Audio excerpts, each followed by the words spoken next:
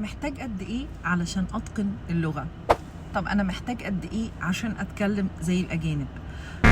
طيب هو انا هاخد كام مستوى عشان اوصل مثلا للانترميديت او الابر انترميديت؟ طب انا هبقى ادفانسد امتى؟ الكلام ده كله يا جماعة ما بينفعش ان احنا نتكهن.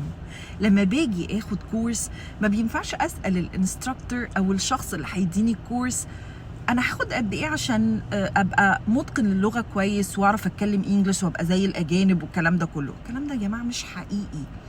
واي كورس يجي يقول لك انت خلال شهر هتبقى بيرفكت في الانجليش، انت خلال شهرين هتوصل للابر انترميديت او الادفانسد، الكلام ده كله بلح. تمام، بلح بجد. لان هي في شويه عوامل. اول حاجه الديبندز على الشخص نفسه.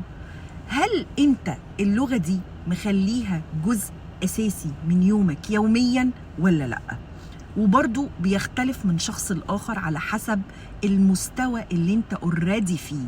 في ناس اوريدي انا مش محتاجة كتير قوي ان انا اشتغل عشان اوصل مثلا للادفانسد، في ناس لا بيجنرز انا محتاجة اشتغل اكتر. فهي على حسب كل شخص يا جماعة. ما ينفعش اجي اقول انا خلال شهر هاخد الكورس ده وهيبقى كويس. الكورسات دايما انا بقول عليها عوامل مساعدة. الكورسات عوامل مساعدة. دايما اللي انا عايزاكم تفهموه وتحطوه في دماغكم ان اللغة ممارسة مش مذاكرة. انا لازم امارس اللغة. طيب انا خدت الكورس وبعدها مفيش اي حاجة تطور، مفيش اي حاجة حصلت حضرتك، لان اوريدي انت ما بتعمليش ممارسة للغة.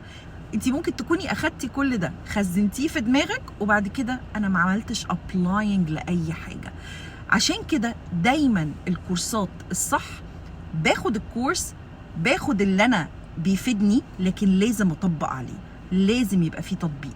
ما ينفعش ان انا بريسيف من غير ما اطلع انتاج للموضوع ده. عشان كده اي درس لازم it's very important ان هو باخد listening كتير، بقرا كتير. لازم هتلاقوا في نهايه السيشن لازم يكون في برودكشن، لازم اتكلم طب اللي انا اخدته ده هطبقه ولا مش هطبقه. مهم قوي نطبقه. فخلي بالكم عشان محدش يضحك عليكم ويقول لكم يا جماعه تعالى خد الكورس شهر شهرين ده انت هتبقى لبلب، هتبقى بغبغان في اللغه. لا، مفيش الكلام ده. انا هعرف اشتغل على نفسي، عندي وقت ان انا اشتغل على نفسي. طب انا مستوايا ايه؟ لازم تحط كل العوامل دي كده في دماغك وتفكر. See you next time.